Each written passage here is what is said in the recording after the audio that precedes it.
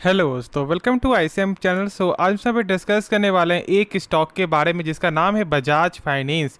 अब देखो, इसके बारे में तो मैंने 5800 से मैंने कहा था कि आप इस स्टॉक को बाई कर सकते हो क्योंकि ये अपने सपोर्ट के ऊपर है और जो इसका टारगेट आपका होगा 6300 के ऊपर का। और आप देख रहे हो कि यहाँ पे 6400 के ऊपर जो स्टॉक आपको चला गया।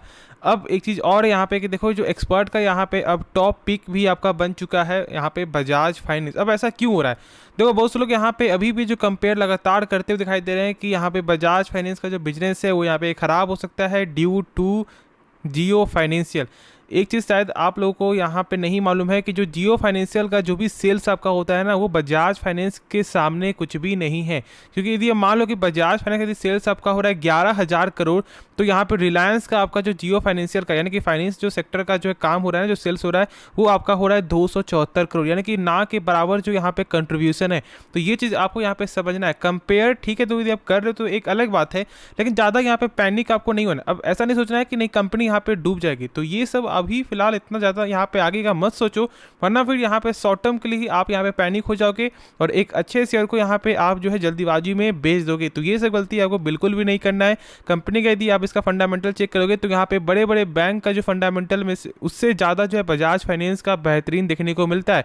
अब क्या क्या है वो तो हम लोग यहाँ पे जानेंगे ही, लेकिन पहले कुछ यहाँ पे जो डेली बेसिस से देख लो। तो आप यहाँ पे देख रहे हो कि 32% का जो है आपका डिलीवरी यहाँ पे देखने को मिलता है बजाज फाइनेंस में।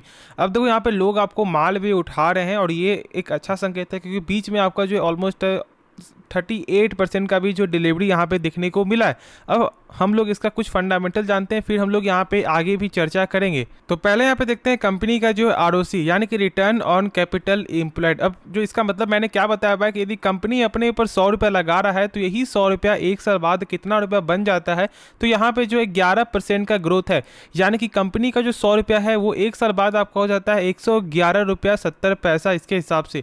अब देखो, एक चीज़ मैंने और बताया कि 12% कम से ऊपर होना चाहिए और यहाँ पे थोड़ा सा कम है, लेकिन दिक्कत वाली कोई भी बात नहीं, इतना पॉइंट में यहाँ पे चलता है। लेकिन यदि आप यहाँ पे आगे चेक करोगे यानी कि रिटर्न ऑन इक्विटी, तो वो यहाँ पे देख सकते हो कि आपका 23.5% तक का जो देखने को मिल रहा है। फिर यहाँ पे आप आगे बढ़ोगे, इसका यदि आप चेक करो इस बार का जो है Q4 का नंबर, तो किस तरह का देखने को मिलता है कि यहाँ पे क्वार्टर बेसिस से भी यहाँ पे गेन है। ऑलमोस्ट आपका 10,784 करोड़ से बढ़कर आपका हो चुका है यहाँ पे 11,360 करोड़। और फिर यदि हम लोग यहाँ पे चेक करें आपका ईयर के वाइज से, तो देख सकते हो कि यहाँ पे 8,626 करोड़ से आपका हो चुका है 11,360 करोड़। यानी कि यहाँ पे जो क्वार्टर भी नंबर सही है और आपका ईयर भी यहाँ पे सही दिखने को मिलता है सेल्स के हिसाब से, और सेम यहाँ पे प्रॉफिट भी वही गेन जो है दिखने को मिलता है। अब हम लोग इसका चेक करते हैं इसका एनपीए। नहीं, पहले जान लो कि एनपीए होता क्या है, फिर हम लोग यहाँ पे चार्ट में देख लेंगे। एनपीए का मतलब आपका होता है नॉन परफॉर्मिंग एसेट, यानी कि इसका बेसिक में आपका हो गया बैड लोन। जैसे कि मान लो बैंक आपको लोन दे रही है और आपने एक भी किस्त जो पे नहीं किया है 3 महीने तक, तो बैंक को क्या लगेगा कि उनका पैसा मिलना बहुत कम चांस है या फिर ना के बराबर है, तो वो फिर यहाँ पे बैड लोन में यहाँ पे डाल देगी। और आरबीआई के अनुसार किसी बैंकिंग कंपनी का या फिर आपका फाइनेंशियल कंपनी का जो बैड जो लोन है यानी कि जो एनपीए है वो 3% से ज़्यादा नहीं होना चाहिए। और यदि ज़्यादा हो जाता है तो आप सोच भी नहीं सकते कि कितना ज़्यादा स्टॉक पे प्रेशर पड़ता है।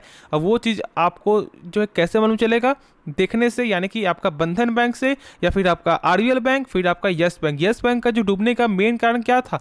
Bad loan. वो एक ऐसे कंपनी को लोन दे रही थी जो कंपनी पहले से ही कर्ज में है और वो अपने हाई इंटरेस्ट को कमाने के लिए पाने के लिए, लेकिन क्या हुआ कि जो मूल था वो भी गया प्लस जो ब्याज है वो भी यहाँ पे नहीं मिला। तो इसलिए आपको एनपीए जरूर देखना है यदि आप यहाँ पे बैंकिंग स्टॉक को जो है पिक कर रहे हो। ये चीज़ को आप हमेशा ध्यान रखना।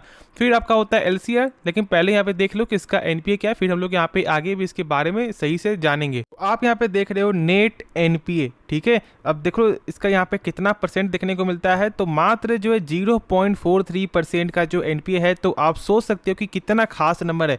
अभी हम जो है खास नंबर कैसे बोल रहे हैं, देखो समझो यहाँ पे आपका एचडीएफसी बैंक का रिकॉर्ड क्या है कि 10 सालों में जो उसका एनपीए है वो 0.5% के ऊपर नहीं गया है।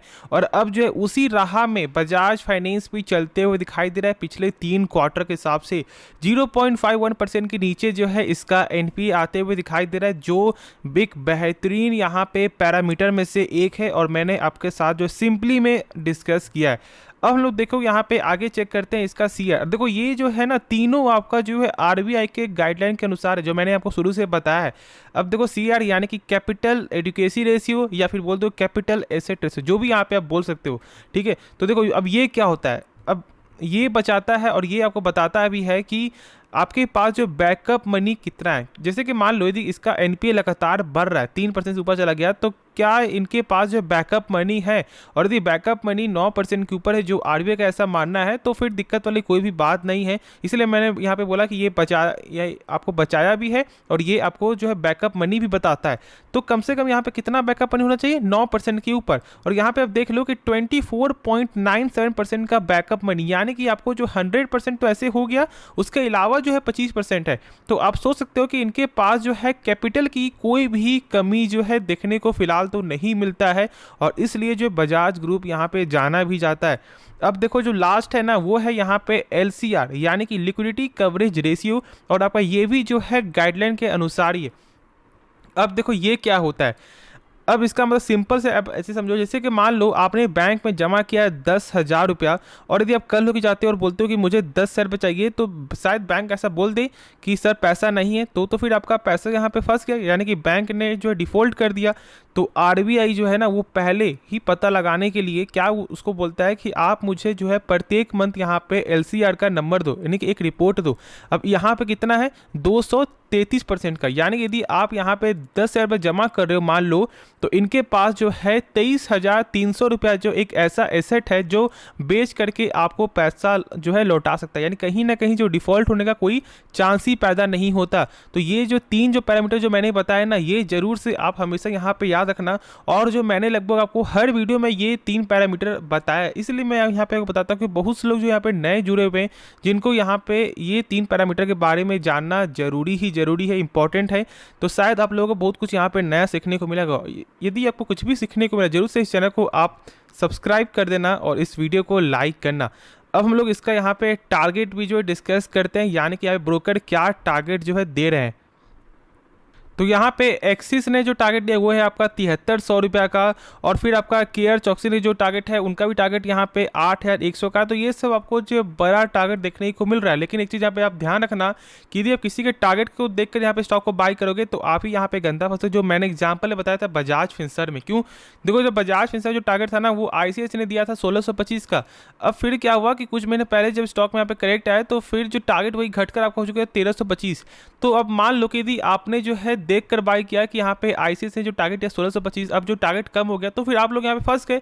तो इसलिए ऐसा काम बिल्कुल भी नहीं करना है। यदि आपको कंपनी का बिजनेस पसंद है और यदि कंपनी का आपको फंडामेंटली पसंद है तो ही फिर यहाँ पे स्टॉक को बाई करो, और आपको टेक्निकल भी देखना है। तो देखो मैं अभी यहाँ पे क्या बताऊंगा, बजाज फाइनेंस में यदि आपको बाई करना है ना, तो देखो क्या कर सकते हो, यदि मार्केट आपको मौका देता है 6200 के लेवल पे तो यहाँ पे रिस्क ले सकते हो, वरना यहाँ पे 5800 के ऊपर भी यहाँ पे यदि फिर से देखने को मिल जाए तो फिर और एक गोल्डन अपॉर्चुनिटी मिलते हुए दिखाई देगा।